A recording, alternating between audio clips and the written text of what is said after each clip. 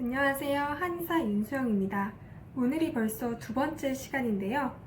저는 뮤지컬로도 또 동명의 영화로도 잘 알려져 있는 작품이죠.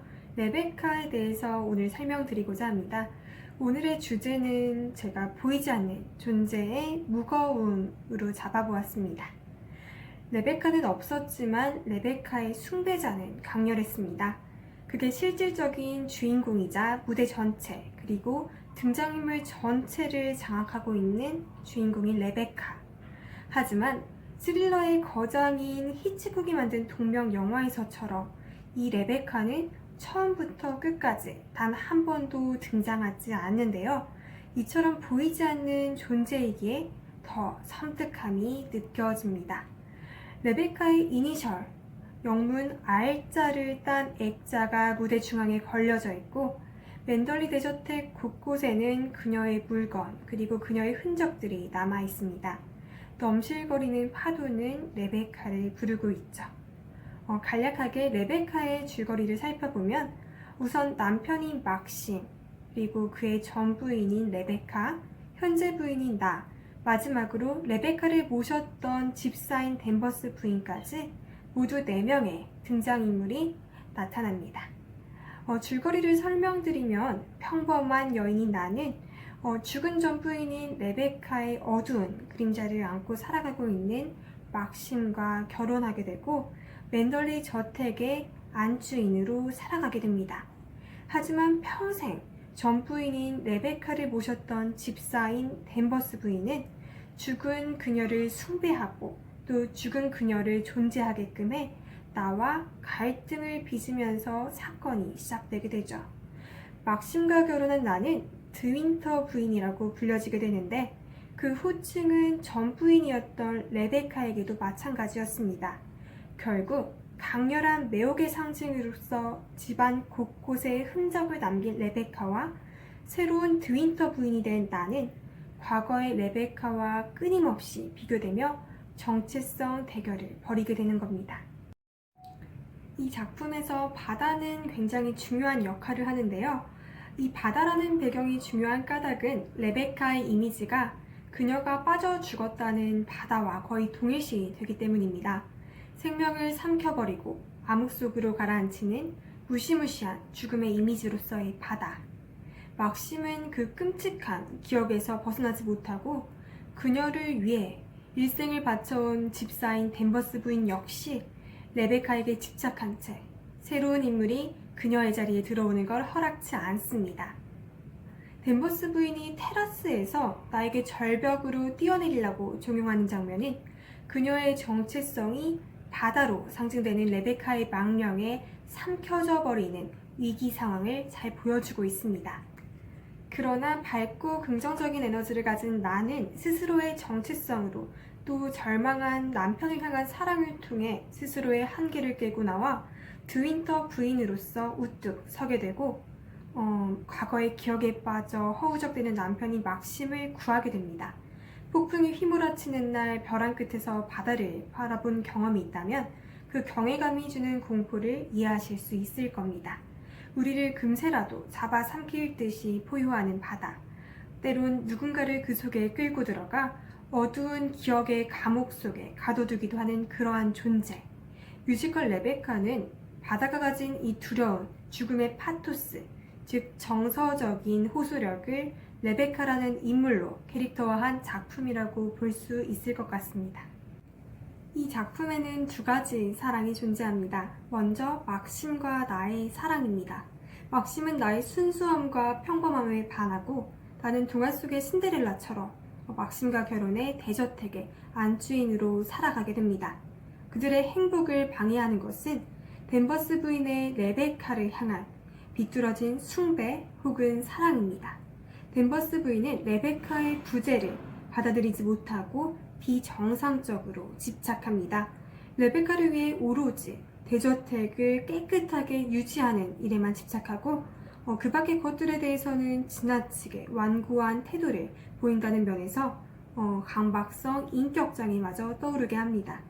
레베카에게 연인과도 같은 애착을 보이는 면에서는 동성애적 코드도 은연중에 드러냈다고 볼 수 있을 것 같습니다. 댄버스 부인은 단순한 악녀가 아니라 욕망과 상실 사이에서 이성을 잃은 복합다단한 여인인 것입니다. 그렇다면 레베카와 댄버스 부인 사이에 이들 관계는 어떻게 형성이 되게 된 것일까요?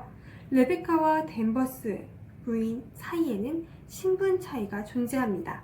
하지만 어린 시절 자매처럼 함께 자라난 사이이기에 그 속에서 끈끈한 유대감이 아마 싹텄을 것이고, 그래서 집착 혹은 그 이상의 마음이 생겼을 것으로 보여집니다. 어렸을 때 레베카 집안에서 고용한 유모의 딸이 바로 댄버스였고, 레베카의 어머니는 아름다운 여배우, 그래서 레베카 역시 무명이든 또 유명이든 여배우의 길을 걸었을 것입니다. 어머니는 일을 해야 했기 때문에 유모, 즉 댄버스의 어머니를 고용하게 됐고, 그 결과 댄버스는 레베카를 바라보면서 크게 되었습니다. 항상 레베카의 모습을 바라봤고 레베카의 이야기를 들으면서 댄버스는 자연스레 경청자의 입장이 되었을 것입니다.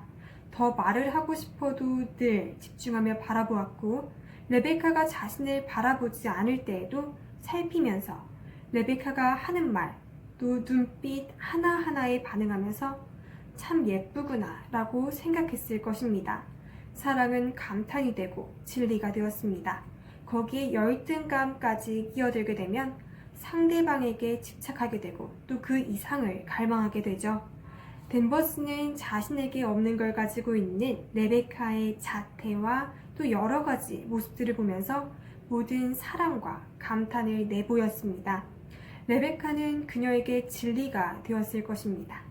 그녀의 모든 것이 믿어지고 또 절대적으로 맞다는 생각이, 이 아이의 손을 끝까지 잡고 가야 되겠다는 생각, 그리고 어떤 상황 속에 처하게 되더라도 자신만큼은 누구보다도 이 아이를 믿어주어야 한다는 생각이, 둘 사이에 끈끈한 연대는 그렇게 깊어졌을 것입니다. 레베카와 댄버스의 관계는 단순히 동성애 혹은 인간애로 재단할 수 없으며, 어쩌면 레베카의 실체보다 더한 것을 볼 수 있는 관계일 것입니다. 어떤 사람이라는 거울을 통해 자기 자신의 모습을 보게 되는 경우가 있습니다. 사랑하기도 하고 똑같이 돼보고 싶은 욕구가 커지기도 하고 되지 못한 것에 대해 열등감이 커지기도 합니다. 누구나 어린 시절에 느꼈던 열등감이 살아가는데 지대한 영향을 미치게 됩니다. 어린 시절을 함께 보냈던 레베카와 댄버스 사이에는 우리들이 상상하지 못한 것, 둘만이 나는 비밀 이상의 정신적인 관계가 있을 것으로 보입니다. 갈망이나 야망, 아주 복잡한 것들을 레베카에게서 보는 거죠. 광기나 집착으로 가지 않고 그 이상을 보았다고 생각이 됩니다. 이렇게 수십 년의 시간을 같이 보낸 댄버스와 레베카, 둘의 사랑은 결국 치명적인 도구로 남겨지게 됩니다. 댄버스는 어떤 사람을 지독하게 믿고 서서히 미쳐가게 되는 것이죠. 1년 전에 레베카가 사고로 죽었다는 말 역시 물리적으로는 그 말의 의미를 이해하고 받아들였지만 자신의 눈으로 직접 확인하지는 못했기 때문에 그녀가 죽었다는 사실을 인정할 수 없는 것입니다. 레베카가 없는 1년여 동안 수많은 기다림의 시간을 보내면서 그녀는 자기 자신의 생각 속으로 쏙 들어가다 보니 1년 사이에 급격하게 미쳐갔을 겁니다. 레베카를 통해 어쩌면 신분 상승까지 이룬 댄버스, 자신의 욕망이 아니라고 해도 레베카가 이룬 야망 속에 자기 자신도 함께 들어있다고 생각해서 지키고 있어야 한다고 굳게 믿었던 것이 아닐까 생각이 됩니다.